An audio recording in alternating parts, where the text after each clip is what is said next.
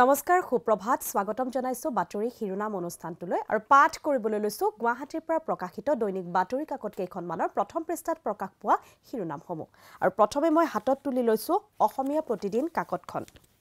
অসমীয়া প্ৰতিদিন কাকতখনৰ প্ৰথমটো শিৰোনাম দখল কৰিছে বিদেশৰ মাটিত সন্মানিত ভাৰতৰ প্ৰধানমন্ত্ৰী নৰেন্দ্ৰ মোদীক নাইজেৰিয়াৰ দ্বিতীয় সৰ্বোচ্চ ৰাষ্ট্ৰীয় সন্মান প্ৰদান আৰু বিজেপি চৰকাৰৰ পৰা সমৰ্থন প্ৰত্যাহাৰ এনপিপিৰ 7 বিধায়কৰ মণিপুৰৰ জটিল পৰিস্থিতিৰ পৰিপ্ৰেক্ষিতত আধাতে মহাৰাষ্ট্ৰ ভ্ৰমণ সামৰি দিল্লীলৈ উভতিলে অমিত শাহ আৰু মোদীক শীঘ্ৰেই মণিপুৰ ভ্ৰমণ কৰিবলৈ পুনৰ আহ্বান ৰাহুল গান্ধীৰ আৰু চূড়ান্ত ব্যৰ্থ মণিপুৰৰ মুখ্যমন্ত্ৰী বীৰেন সিং আৰু মুখ্যমন্ত্ৰীৰ গৃহত আক্ৰমণ গীৰ্জাত জুই মন্ত্ৰী বিজেপি বিধায়কৰ গৃহটো সন্ত্ৰাস বাতৰি কাকতৰ কাৰ্যালয়ত অগ্নিসংযোগ ইম্ফলত সেনাৰ ফ্লেগ মাৰ্চ কেবাখনো জিলাত অনিৰ্দিষ্ট কাললৈ সান্ধ্য আইন জাৰি আৰু 24 ঘণ্টাৰ ভিতৰত কুকি উগ্ৰপন্থী সংগঠনক উৎখাত কৰাৰ চৰম সীমা বান্ধি দিলে মেটে সংগঠনে অন্যটি শিৰোনামলৈ আহিছো মিছ ইউনিভাৰ্ছ 2024 ডেনমাৰ্কৰ সুন্দৰী ভিক্টোৰিয়াই জিনিলে এই খিতাপ আৰু পুনৰ বৰাকেদি উঠি আহিল শিশু মহিলাৰ মৃতদেহ জিৰিবামতো উদ্ধাৰ মৃতদেহ শিলচৰত 5 শতাধিক মেটে মহিলাৰ মোমবাতি লৈ এনেদৰে সমদল এয়া আছিল অসমীয়া প্ৰতিদিন কাকতখনত প্ৰকাশ পোৱা প্ৰথম পৃষ্ঠাৰ কিছু শিৰোনাম আৰু এতিয়া মই দ্বিতীয়খন কাকত হাতত তুলি লৈছো সেইখন হৈছে দৈনিক অসমৰ প্ৰথমটো শিৰোনাম পুনৰ অশান্ত মণিপুৰত উত্তেজনা অব্যাহত মুখ্যমন্ত্ৰীৰ পৈতৃক ঘৰ জ্বলোৱাৰ অপচেষ্টা ব্যৰ্থ কৰিলে নিৰাপত্তা বাহিনীয়ে আৰু এতিয়া ক্ষুব্ধ প্ৰতিবাদকাৰী আক্ৰমণৰ লক্ষ্য মন্ত্ৰী বিধায়কৰ বাসগৃহ মুঠৰ ওপৰত এতিয়া মণিপুৰত এক অশান্তময় উত্তেজনাময় পৰিস্থিতিৰ সৃষ্টি হৈছে আৰু মণিপুৰত জ্বলি থকাটোৱে বিচাৰে বিজেপিয়ে এই কথা খাৰ্গে মন্তব্য কৰিছে আৰু শীৰ্ষ বিষয়া মণিপুৰৰ পৰিস্থিতিৰ পৰ্যালোচনা অমিত শাহৰ আৰু ইম্ফলত উপস্থিত CRPFৰ মুৰব্বী আৰু মহাৰাষ্ট্ৰৰ নিৰ্বাচনী সভা এৰি দিল্লীলৈ গৃহমন্ত্ৰী আৰু নগৰাঞ্চলৰ মাটিৰ প্ৰিমিয়াম 3% পৰ্যন্ত হ্ৰাস মিছন বসুন্ধৰা 2.0ৰ 30% প্ৰিমিয়াম আদায় দিয়া সকলে দিব নালাগে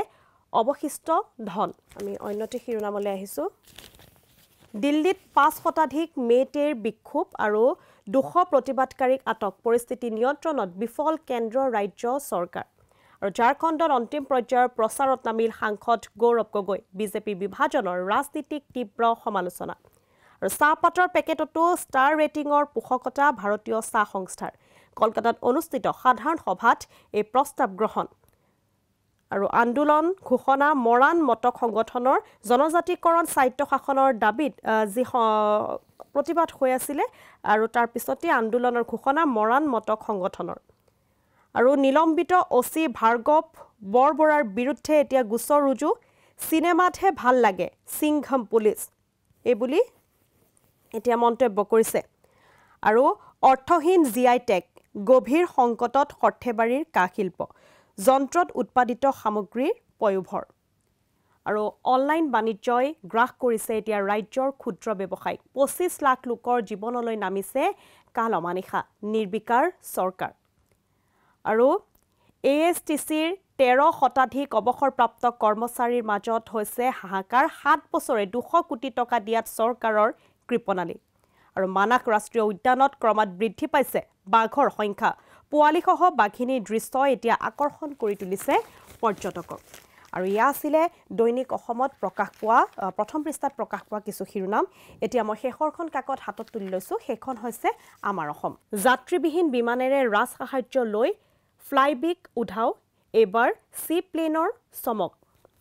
আৰু ডাউকৈ জ্বলিছে মুখ্যমন্ত্ৰী বিধায়কৰ ঘৰ সান্ধ্য আইন ভংগ কৰি ইম্ফলৰ ৰাজপথত হাজাৰ হাজাৰ মহিলা আৰু এনপিপিৰ সমৰ্থন প্ৰত্যাহাৰ বিপদত বীৰেন সিং চৰকাৰ আৰু মোদীক মণিপুৰলৈ যাবলৈ আহ্বান খাৰ্গে আৰু ৰাহুলৰ যেহেতু মণিপুৰত ইমান উত্তপ্ত পৰিস্থিতি হোৱাৰ পিছত এবাৰো নৰেন্দ্ৰ মোদীক মণিপুৰত দেখা পোৱা নাই সেয়ে এতিয়া মোদীক মণিপুৰলৈ যাবলৈ আহ্বান জনাইছে খাৰ্গে আৰু ৰাহুলে আৰু হিমন্ত গৌৰৱৰ জুজ এবাৰ ঝাৰখণ্ডতো আৰু উপনিৰ্বাচনৰ ফলাফলৰ পাছতে পঞ্চায়ত নিৰ্বাচন আৰু অখিলৰ কেবিনেটত চেয়াৰম্যান দপ্তৰো নিৰ্ধাৰিত আৰু সুপ্ৰিম কোৰ্টৰ নিৰ্দেশক অগ্ৰাহ্য কৰি হেণ্ডকাপ লগাইছে আৰক্ষীয়ে পাণবজাৰ থানাত অকাৰণতে জ্ঞানদীপক বন্ধা হৈছিল হেণ্ডকাপেৰে আৰু বকুত বংগৰ গায়িকা মৰ্মিতাৰ অনুষ্ঠানত যুৱকক হানি খুচি হত্যা আৰু নগাঁৱৰ বেকাৰীত সহকৰ্মীৰ নিশংক আক্ৰমণত মৃত্যু 2 কৰ্মীৰ আৰু বিবেচনাধীন উৰামৰ আশ্বাসত ক্ষান্ত নহৈ উজনিত জংগী আন্দোলনৰ হুমুকি আৰু এয়াই আছিলে আমাৰ অসম কাকতখনত প্ৰকাশ পোৱা কিছু শিৰোনাম আৰু এনেদৰে চাই থাকিব বাতৰি শিৰোনাম অনুষ্ঠানটো আৰু চাই থাকিব ঈশান নিউজ ধন্যবাদ